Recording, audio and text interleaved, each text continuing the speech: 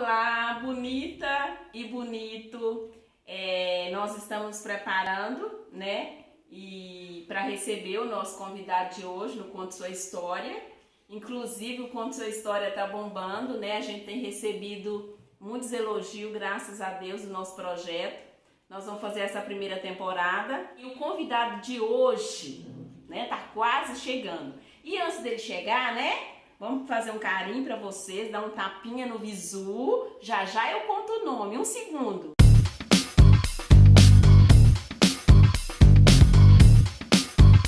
Estamos aqui hoje com o empreendedor Marcelo Moreira. Marcelo Moreira, seja bem-vindo no nosso quadro Conte Sua História. Muito obrigado. Fala para nós um pouco sobre você. Quem é Marcelo Moreira? Quem é Marcelo Moreira? Sim. Bom, Marcelo Moreira hoje ele é casado, né? Tem 48 anos. Eu tenho 6 filhos, 7 netos, alguns enteados, né? Então, eu sou uma pessoa que veio, assim, de uma família tranquila, uma família que eu ganhei de presente, né? Oh, que maravilha! Eu perdi minha mãe biológica aos 4 anos e um dia antes de minha mãe falecer, ela me entregou para essa minha mãezona hoje. Como ela tem 11 filhos, né? Então hoje eu tenho 11 irmãos, né? Ganhei uma família abençoada e sou um cara que pensa um pouquinho diferente da grande massa hoje. Olha que interessante, né? O início da sua história com vários netos. Neto, eu descobri que é a coisa... eu acho que é a coisa melhor dessa vida, ou uma das melhores, né? Porque eu tenho um, é muito bom. E a vida realmente ela é impressionante, porque ela te traz presentes, né? Pessoas de presente. E antes da próxima pergunta, eu já vou falando com vocês, hein? Tem muita coisa pra gente descobrir sobre o Marcelo. Então já vá se inscrevendo, dando aquele joinha e apertando o sininho de notificação, para vocês ficarem por dentro de todas as histórias que vão ser contadas aqui no canal Cida Beré. E vamos para a próxima pergunta, Marcelo. Na sua infância, você tem uma lembrança que te marcou? Eu tenho muitas infâncias que marcaram, né? Eu costumo brincar com as pessoas que nós tivemos infância. Sim. Né? Aquelas brincadeiras que a gente tinha no dia a dia, hoje não se vê. Né? A gente brincava muito pegador de esconder. O pega-pega. O pega-pega. A gente brincava muito, o nosso pegador é diferente. A gente brincava num sítio onde a gente usufruía de tudo aquilo do sítio. Subia no pé de manga e descia abraçado no pé de coqueiro. E aquilo ali era, para nós, uma alegria assim, tremenda. Né? Então tem muitas lembranças da minha infância. Eu posso dizer que eu aproveitei bastante. Né? Tudo que uma criança pode fazer de brincadeira a gente fazia. Era o tal do carrinho de mão, carrinho de rolimã, alguém que a gente chamava nadar. Então tudo que criança podia fazer a gente fazia. E infelizmente hoje, o que eu consigo acompanhar hoje, essa juventude de hoje, elas não sabem brincar. Porque a infância é diferente, né? Diferente. Hoje você cria um filho assim, de uma forma que você coloca ele dentro de uma caixinha ali e vai monitorando. E hoje o que eu vejo, a maioria das mães, elas deixam o filho na rede social para dar mais tempo para fazer uma coisa, para fazer outra. Que parece uma proteção, né? Tá dentro de casa, tá sentado, tá assistindo, ele tá protegido. Mas a rede social, ela é maravilhosa, né? A gente hoje, o mundo, eu acho que não tem como a gente sobressair sem essa tecnologia que tá posta pra gente, né? Mas tem que ter cuidado e tem que ter sabedoria e tudo tem que ter limite, né? Com certeza. A gente sabia o horário de brincar, sabia o horário de retornar para casa, né?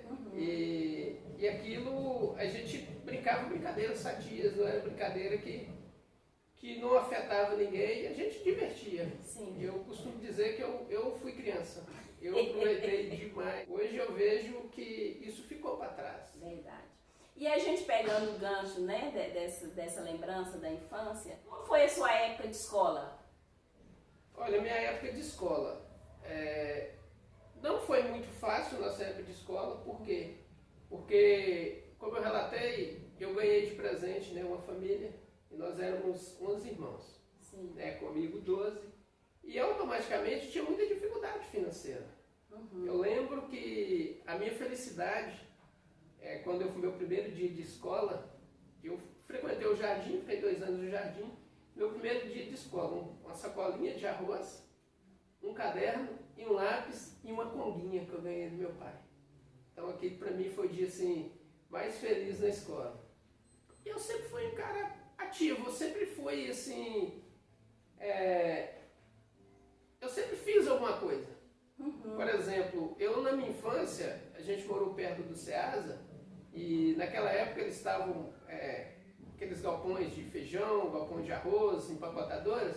O que eu fazia? Eu sempre fui muito paciente. Eu ia para perto desses caminhões, onde que eles descarregavam, esperava descarregar e pedia para poder catar o feijão. Na época era feijão roxinho, feijão jalo, feijão carioquinha. Eu fazia questão de separar um por um e vendia. Levava para dentro de casa, onde usava nossa alimentação, e também vendia. Sempre gostei de vender chup-chup, sempre gostei de catar, a gente falava catar ferro velho, né? Sim. Por quê? Porque eu sempre gostei de ter o meu dinheirinho. Então, a veia do empreendedorismo desde pequeno, né? Eu digo que desde pequeno eu venho com essa visão, né? Claro que faltava algum aprimoramento, mas nós não vamos falar nesse tema agora, porque daqui a pouquinho a gente vai falar. Você falou da escola, eu gostaria de saber de você se teve um livro, ou tem um livro hoje, né, nos dias atuais, que marcou a sua... que marcou... São os erros de gravação. Isso vai ao ar? Não sei. Tem que ver a tarde. Toda hora eu volto aqui. Tem que ir pro ar. Vocês não sabem o que está acontecendo, eu vou contar. A editora bateu a cabeça ali. A editora não. A diretora bateu a cabeça. É a segunda vez, tá? Eu mudei a vez de lugar. Mas não mudou. Aquilo foi proposital para descontrair. Todos os meus movimentos são extremamente calculados. Você estava falando, né, da época da escola. Tem um livro que marcou na sua infância, marcou sua infância ou marcou... Tá tudo errado, Eliana.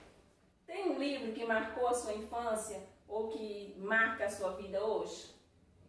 Olha, na infância eu não lembro de livro nenhum que tenha marcado, não. Até mesmo porque eu sempre fui uma pessoa que teve boas notas na escola, mas não era aquele estudioso, aquele de chegar em casa e pegar no livro para estudar. Eu tinha um mau hábito, né? Que eu não era muito de ler. Aí depois dos 42 anos que eu comecei a ler, aí sim, aí tem um livro que marcou as minhas leituras. Qual é o nome desse livro? Ele chama-se Pai Rico, Pai Pobre, do Robert Kiyosaki. Olha, esse livro é muito interessante, é um livro, acho que é um dos livros mais vendidos no mundo todo, né? Ele é um best-seller, né, de uma pessoa que é sucesso mundial. E uma das coisas que infelizmente não acontece, isso deveria ser matéria escolar. Sim, a gente deveria estudar economia, né, na escola, aprender na escola. Sim, é porque o que acontece? Nós geralmente pegamos uma visão nossa do americano. E se você for olhar no contexto, o brasileiro lê em média 3 livros por ano. O americano ele lê uma média de 12 livros, né? Então quer dizer, a diferença é muito grande nisso aí. E nos Estados Unidos, esse tema é dado nas escolas. Sim. Infelizmente, eu não tive esse privilégio. Eu acho que a maioria dos brasileiros não tem esse privilégio, vai conhecer depois na vida adulta ou quando tem uma família, né, que já tem esse conhecimento e que passa para o filho. E vocês estão percebendo que tem um toque-toque, é um barulho, resolver-se fazer a reforma, acredito que hoje na hora da gravação. Mas vamos lá. Como você se vê, Marcelo, como pessoa? Como pessoa? Eu hoje a gente tem, né, uma maturidade, né? A gente já passou por muitas e muitas coisas que a gente vê que não foi legal. E eu vejo que eu sempre fui uma pessoa tranquila, uma pessoa extrovertida e uma pessoa que errou muito no passado e hoje tenta melhorar naquilo, né? Aprender com os próprios erros. Qual é o seu ponto forte? Eu digo que é a paciência. Uhum. Eu digo que é um dos meus pontos fortes, é a paciência. A paciência. E tem uma pessoa que te inspira? Tem várias pessoas que me inspiram, né? Tem várias pessoas que me inspiram. Hoje eu não consigo falar com você sem visualizar algum sonho, sem visualizar algo para frente. Uma pessoa que me inspira muito é José. Por causa da história de José, e eu me espelho muito em José, porque eu sou um sonhador.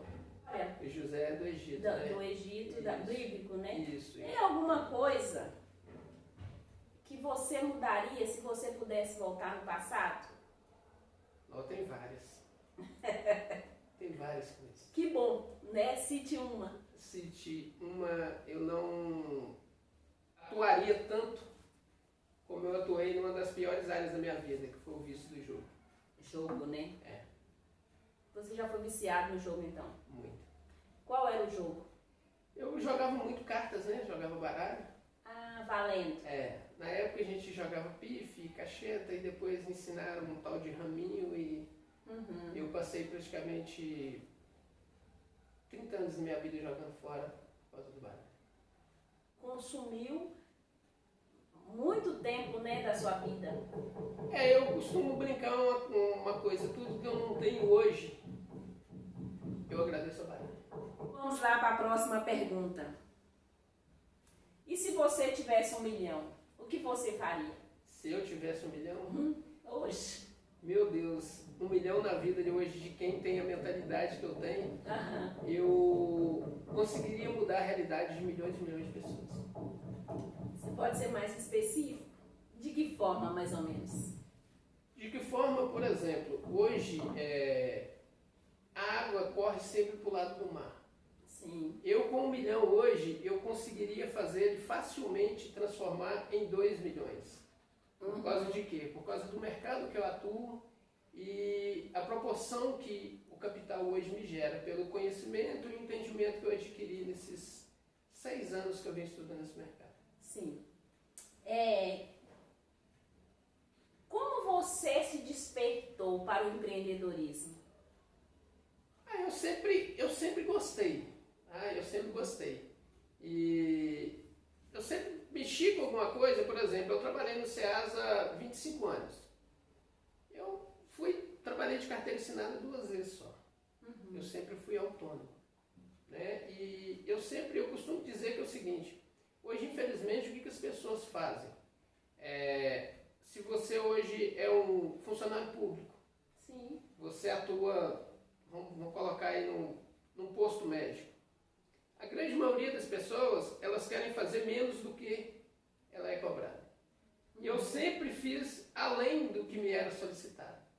E tanto que as pessoas que eu prestava serviço no SEASA, eles me avisavam antes e me passavam o serviço. Eu que organizava a turma para poder fazer o serviço. Então, eu sempre tive essa visão de não... Eu nunca tive essa visão que eu tinha que ter um emprego. Eu sempre gostei de trabalhar por minha conta. Por quê? Porque eu sempre fiz mais do que era pedido. Então, eu sempre gostei de trabalhar. E aí, com 42 anos, me mostraram esse mercado de empreendedorismo. Aí foi onde eu me apaixonei, de lá para cá. A gente vem só aprendendo cada dia mais. Cada dia mais. Qual foi esse mercado de empreendedorismo que você conheceu? O que acontece? Eu estava trabalhando de carteira assinada, me apresentaram um modelo de multinível. E aí, como eu sempre gostei praticamente de vendas, tudo meu estava voltado para venda, vendi o meu trabalho, eu vendi um produto, eu me apaixonei. E aí eu comecei a buscar informação sobre esse mercado. Sim. Só que, como eu trabalhei no SEAS há muito tempo, e eu sempre fui muito comunicativo, as pessoas sempre me pediam, arruma um serviço para mim e tal. E, tipo assim, muitas das vezes eu queria arrumar aquele serviço. Só que eu não tinha disponibilidade para poder arrumar. Sim. E quando eu conheci o multinível, aí eu liguei uma coisa com a outra. Eu falei assim, rapaz, aqui eu não consigo levar oportunidade para mais pessoas. Mas com a ferramenta do multinível, eu consigo levar a um número incalculável de pessoas. Por isso que eu respondi aquela pergunta de você. Se eu tivesse 1 milhão hoje, eu mudaria a realidade de milhões e milhões de pessoas. Por causa de quê? Por causa dessa habilidade que eu criei, desse mercado, que é um mercado assim, diferenciado. Sim. Né? E então, tudo veio de 6 anos para cá. Quer dizer, e o brasileiro, infelizmente, usou a ferramenta do multinível como algo negativo. Como tem em todas as áreas. Como tem em todas as áreas. Então, o brasileiro, ele utilizou, né? Ele pegou essa ferramenta e usou de maneira negativa. E as pessoas, por falta de conhecimento, elas julgam uma coisa que elas não conhecem. Então, infelizmente, o multinível hoje é mal falado no Brasil por causa desse detalhe. Porque, primeiro, não existe dinheiro fácil.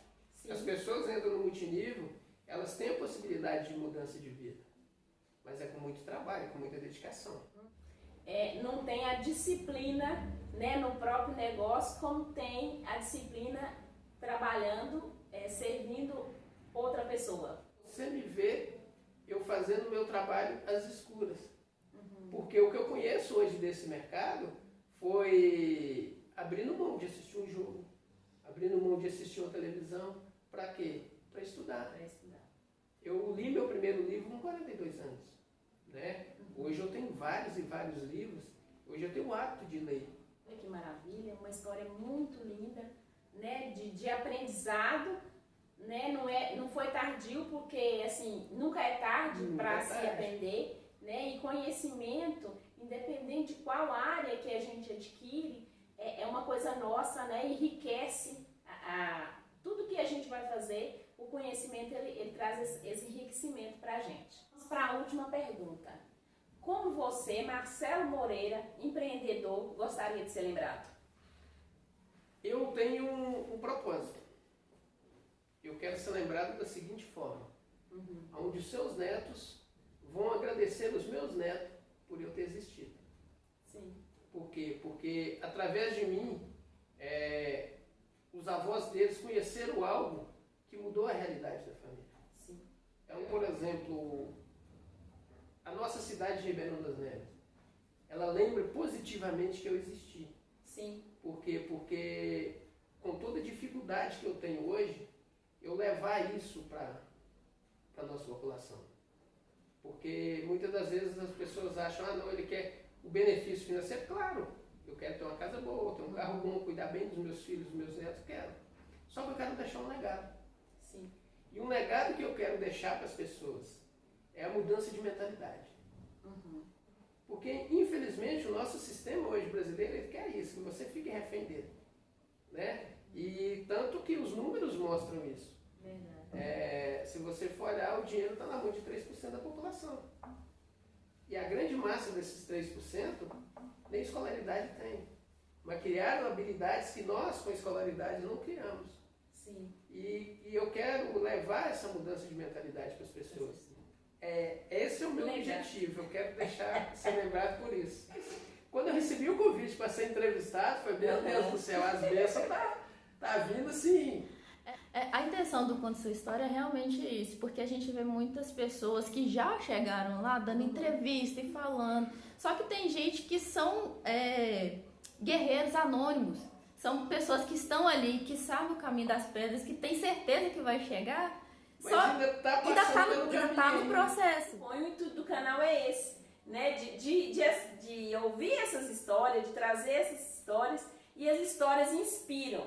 Né? E o nosso canal, Cida Beré, o Conte Sua História, parabeniza você pela sua história linda de sucesso e deseja que você continue fazendo Um sucesso e 1 milhão. Amém.